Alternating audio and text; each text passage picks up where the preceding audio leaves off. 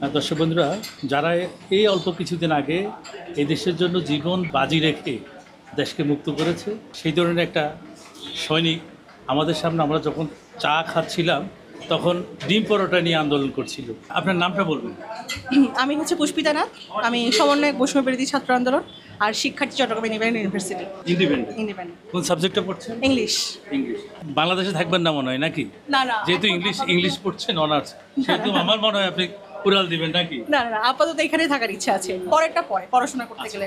অনেক আশা আকাঙ্ক্ষা, বিশাল স্বপ্ন নিয়ে গত আন্দোলনে শরিক হয়েছেন, যেখানে জাতি ছিল না, কোনো ভেদাভেদ, সেখানে কোনো বৈষম্য ছিল না। যেই উদ্দেশ্য নিয়ে আপনারা আন্দোলনটা করেছেন, গত প্রায় 100 দিনের পেরিয়ে গেল, কতটুকু আপনারা পেলেন এই 100 দিনের মধ্যে মূল্যায়ন? একটা দেশ যখন সংস্কার করার কথা আসে তখন কিন্তু কম সময়ে করা পসিবল না। এটার জন্য প্রত্যেকটা জনগণকে শিক্ষিত হতে হয়, সে শিক্ষা পেতে হয়, হ্যাঁ, তাকে জানতে হয়, সচেতন হতে হয় তার অধিকার নিয়ে। আমরা কিন্তু সেই কাজটা এখনও করতে পারিনি। সেই জায়গা থেকে আমরা যথেষ্ট চেষ্টা করছি। তবে হ্যাঁ, আমাদের সফলতাও আছে। সফলতাটা হচ্ছে কি, এখন মানুষ কথা বলতে পারে, যেটা আমরা 5 তারিখের আগে দেখতে পাইনি। আমরা দেখেছি যে মানুষ কথা বলতে গেলে তার লিখতে দিত না, কথা বলতে দিত না, সাইবার সিকিউরিটি নিয়ে মামলা দেওয়া হতো। এখন সেটা না।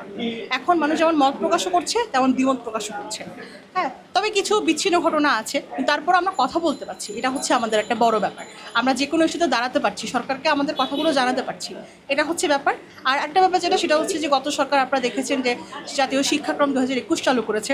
হ্যাঁ, যেটা একটা অগণতান্ত্রিক সিদ্ধান্ত, যেটা সামান্য সংসদে নিয়ে গিয়ে পাশ করানোর ক্ষমতা রাখেনি।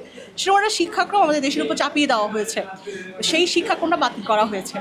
এখনও পর্যন্ত এগুলো আমাদের জন্য ভীষণ একটা ভালো ব্যাপার। তো সেই জায়গা থেকে ব্যর্থতা অবশ্যই আছে, সেটা আমাদের মাথা পেতেও নিতে হবে, কিন্তু সফলতাও আমাদের আছে, যেটাকে আমাদের গর্ব করে বলতে হবে। এই সরকার এই কাজগুলো করার চেষ্টা করছে। সাধারণ জনসাধারণ, শ্রমিক, মেহনতি জনতা, দিনমজুর, রিক্সাওয়ালা, ঠেলার গাড়িওয়ালা, নিরীহ যে জনসাধারণ, তাদের একটাই প্রাণের দাবি ছিল, সেটা হলো দ্রব্যমূল্য নিয়ন্ত্রণ। কিন্তু সেটা নিয়ে আমরা প্রতিদিনই কাজ করে যাচ্ছি, বিভিন্ন বাজারে যাচ্ছি, হোলসেলে যাচ্ছি, সব জায়গায় যাচ্ছি, কিন্তু কোনোভাবেই আমরা এই দ্রব্যমূল্য নিয়ন্ত্রণ করতে পারছি না। সেটার জন্য আপনারা কিছু করছেন কি? হ্যাঁ, গত 5 তারিখের আগেও আমরা দেখেছি দ্রব্যমূল্যের কী পরিমাণে ঊর্ধ্বগতি। হ্যাঁ, নাভিশ্বাস অবস্থা। এখানে আসলে আমরা কি সব কি বড়লোক মানুষজন না, মধ্যবিত্ত, নিম্ন মধ্যবিত্ত কত মানুষ আছে, সবাই কিন্তু খেতে পারছে না। আগে আমরা আলু কিনতাম 20 টাকা দিয়ে কেজিতে, এখন আলু এমন অবস্থা যে কিনাও যাচ্ছে না, যে তরকারি আমরা সব সাথে খাই। তারপরে এই যে আমরা কিছুক্ষণ আগে বসে গল্প করছিলাম ডিম পরোটা নিয়ে, আপনারা যেটা শুনেছেন, সেখানে আমরা বলছিলাম আর কি যে যখন আমি ক্লাস 5-6-এ পড়তাম তখন ডিম পরোটার দাম ছিল 30 টাকা, আর এখন সেটা দাঁড়িয়ে 60 টাকায় দাঁড়িয়েছে। অথচ খুবই মুখরোচক একটা খাবার, সবাই খুব খেতে পছন্দ করে, ইচ্ছা থাকলেও খাওয়া যাচ্ছে না। এখন আমার ডিম পরোটার দাম 60 টাকা, আমার তো ইনকামই ভালো করে নাই। আমি যে আয় করব, আমার আয় সেক্টর তো নাই, কিন্তু আমার ব্যয়ের সেক্টর অনেক বেশি। তো সেই জায়গা থেকে এই যে আমি ঠিকমতো আয় করতে পারছি না, আমি আমার ইচ্ছেগুলো পূরণ করবো কী দিয়ে? তো দেখেন, এই যে দ্রব্যমূল্যের ঊর্ধ্বগতি, এটা কিন্তু খুব খারাপ একটা অবস্থা। যদিও তারপরেও আমরা ন্যায্য মূল্যে বাজারের যে কাজটা সেটা কিন্তু করছে শিক্ষার্থীরা, বিভিন্ন জায়গায় দোকান দিছে, সবজি বিক্রি করছে কম দামে, বিক্রি করার চেষ্টা করছে, কিন্তু তারপরে এটা খুবই কম, আমরা পারছি না এটাকে কন্ট্রোল করতে। এটার জন্য যেটা আসলে খুবই গুরুত্বপূর্ণ, সেটা হচ্ছে দ্রব্যমূল্যের যে বাজার সিন্ডিকেট, এই সিন্ডিকেটটা ভাঙতে হবে। আমরা কিন্তু এখনও বাজার সিন্ডিকেট ভাঙতে পারি না। এখনও পর্যন্ত আমরা দেখছি যে আইনশৃঙ্খলা বাহিনী শুধুমাত্র যারা ছোট ছোট ব্যবসায়ী তাদেরকে ধরছে, ক্ষুদ্র ব্যবসায়ী ধরে কিন্তু এই সিন্ডিকেট ভাঙা যাবে না। এটার জন্য প্রয়োজন একটা মাথা যদি আমি ভাঙতে না পারি, তাহলে কিন্তু আমি এটা কখনোই ভাঙতে পারবো না। সেই জন্য যদি আমি সংস্কার করতেই চাই, আগে মানুষকে পেটে দুটা ভাত দেওয়ার জন্য সে সংস্কার, সেটা আগে আমার করতে হবে। তো এই জায়গা থেকে আমি চাই যে সরকার বাজার সিন্ডিকেটটাকে ভেঙে দিক, এটাকে ভেঙে দিয়ে মানুষগুলোকে খেতে দিক, মানুষগুলো খাক আগে। মানুষ পেটে খাওয়ার থাকলে না ভাবতে পারবে, সে ভাববে কীভাবে যদি খেতেই না পারে? তো সেই জায়গা থেকে হচ্ছে যে এটা আগে করা খুবই গুরুত্বপূর্ণ। আপনারা আগে যেভাবে সংগঠিত ছিলেন, গত 3 মাস আগে, তার মানে 110 দিন আগে যেভাবে সংগঠিত ছিলেন, বর্তমানে আপনারা সেভাবে সংগঠিত আছেন কিনা? 5 তারিখের আগে আমাদের লক্ষ্য উদ্দেশ্য ছিল হচ্ছে আমরা ফেসিবাদী সরকার, আওয়ামী লীগ সরকারকে ক্ষমতা থেকে নামাবো। প্রথম একটা ধাপ, এর একটা ধাপ, আমরা কিন্তু জয়ী হয়েছি।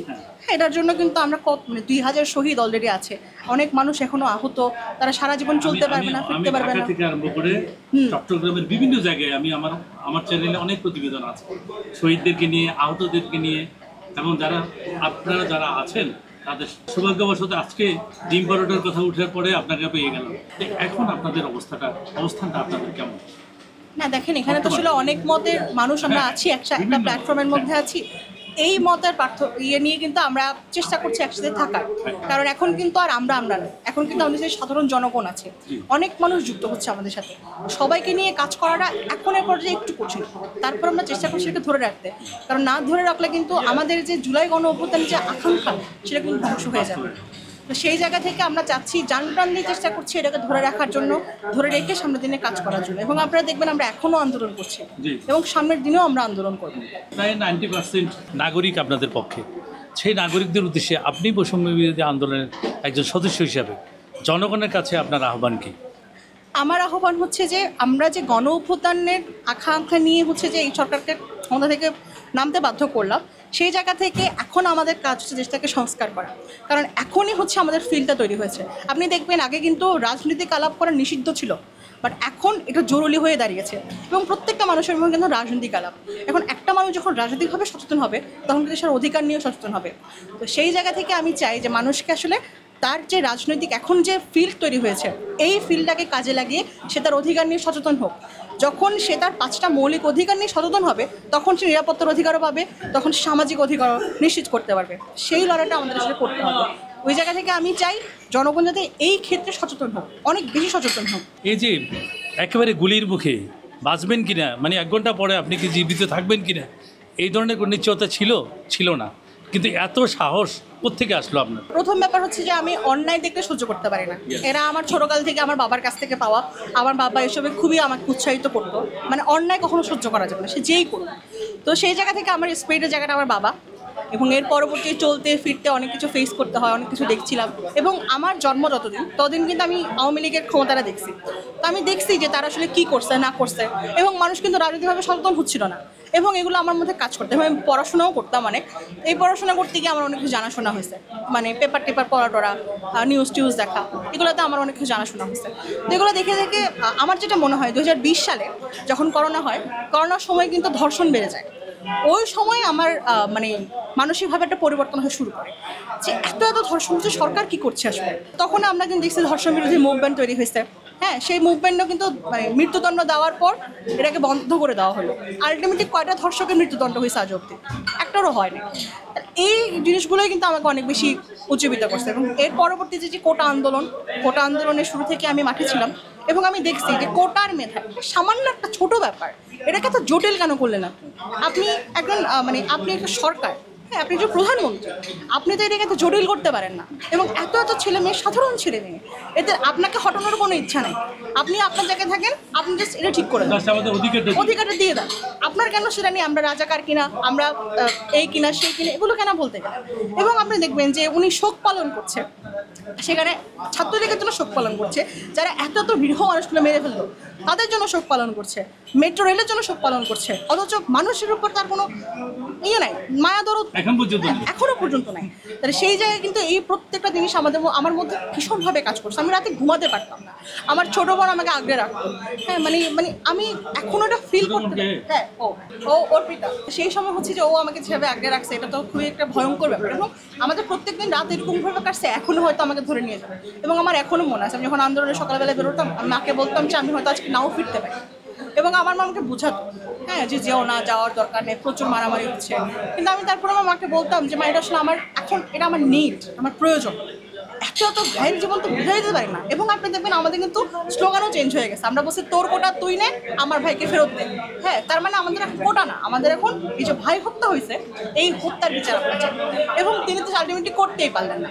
তো যেটা ব্যাপার সেটা হচ্ছে যে এই যে পুরো টোটাল ইস্যু, এগুলোই কিন্তু আমার মধ্যে অনেক বেশি ক্রিয়া করছে, এবং অন্যায় দেখতে দেখতে চুপ করে থাকা যায়, এইটা হচ্ছে ব্যাপার। এই আন্দোলনের পরে এখন তো আমরা বিজয়ী, আপনাদের এখন কোনো প্রকারের থ্রেট, কোনো প্রকারের হুমকি দুমকি হচ্ছে নাকি এখন? না, এখনো পর্যন্ত আমি ব্যক্তিগতভাবে পাইনি। তবে একটা ব্যাপার যেটা আমি খুব মেনটেন করতে চাই, সেটা হচ্ছে আমি কোনো খুব বেশি ধরেন যে কাজগুলোতে অনেক বেশি বিতর্কিত হবে বা যেগুলো করলে জনগণের জন্য ক্ষতিকর, এসব কাজে কিন্তু আমি যুক্ত হইনি, আমি ব্যক্তি পুষ্পিটাই যুক্ত হইনি আর কি। তো যার কারণে হচ্ছে এই ধরনের কোনো ট্রেড আমাকে ফেস করতে হয়নি। তবে হ্যাঁ, মানুষের অনেক ইয়ে আছে, মানে দেখা যাচ্ছে যে মানে যে সংখ্যালঘু সম্প্রদায়, ওরা তো খুবই ভয়ের মধ্যে থাকছে এখন। হ্যাঁ, এরকম কিছু ব্যাপার সেটা একটু তৈরি হয়। আমরা এখানে হিন্দু, বৌদ্ধ, খ্রিস্টান সবাই বাঙালি, আমাদের পরিচয় একটাই, আমরা বাঙালি, আমরা একে অপরের দেখভাল করব, সকলের সম্পদ দেখভাল করব, তারা হচ্ছে আমাদের আমানত, তাদের যেন কোনো ক্ষতি না হয় আমরা সেই দিকে সজাগ দৃষ্টি রাখবো। কিছু অসাধু চক্র আছে আমাদের হিন্দু মুসলমানের মধ্যে সাম্প্রদায়িক দাঙ্গা লাগাতে চাই, আমরা সেটা করতে দেব না। আমরা আমাদের সর্বপ্রথম পরিচয় হলো আমরা বাঙালি, আমরা সবাই এক। এই দেশ কোনো ভেদাভেদ থাকবে না, এই দেশে সম্প্রদায় কোনো উস্কানি কেউ যদি দেয় তা আমরা শক্ত হাতে প্রতিহত করব। আপনাকে অনেক ধন্যবাদ। কথায় কথায় দেখা হয়ে গেল, হাঁটতে হাঁটতে গোল পৃথিবীর মাঝখানে আপনার সাথে দেখা হয়ে গেল। আপনাকে অসংখ্য ধন্যবাদ। দোয়া রাখবেন, আমরাও আপনার জন্য দোয়া করছি। আপনাদের উছিলাই আমরা একটা সুন্দর কথা বলতে পারছি, সুন্দর বাংলাদেশ পেয়েছি। আবারও আপনাকে ধন্যবাদ।